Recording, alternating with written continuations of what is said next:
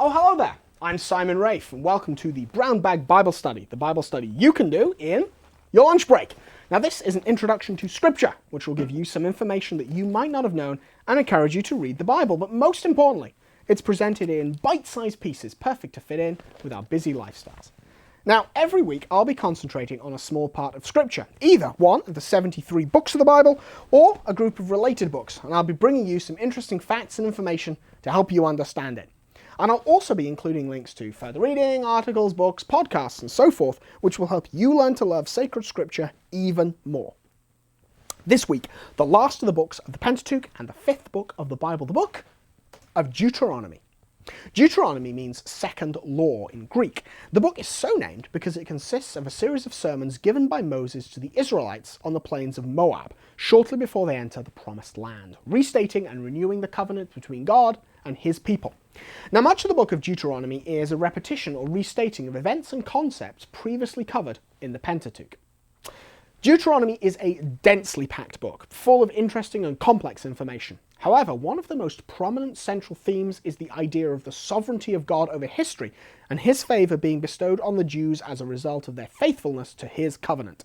This is a theme which is carried over into the books of the Deuteronomistic history, namely Joshua, Judges, Samuel, and Kings.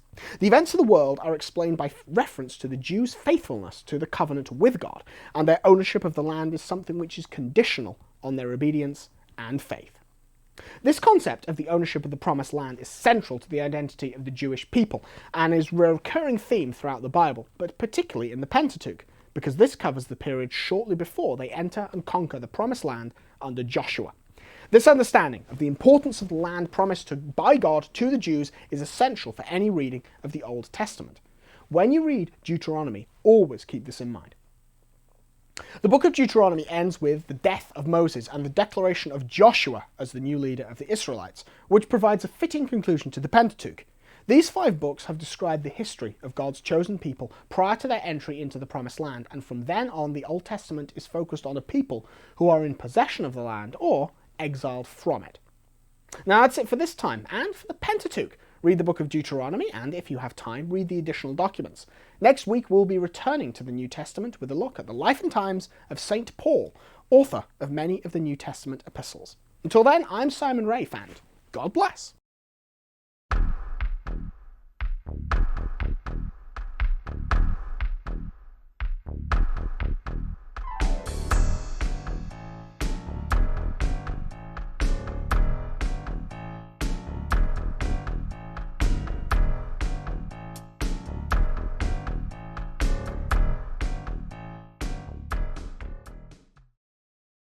To learn more about the place of Scripture in the lives of Catholic Christians, I urge you to read Pope Benedict's apostolic exhortation Verbum Domini.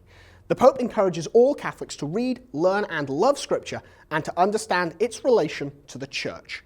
A link to this exhortation is included in the reading materials for every episode of Brown Bag Bible Study. Just click the link over there.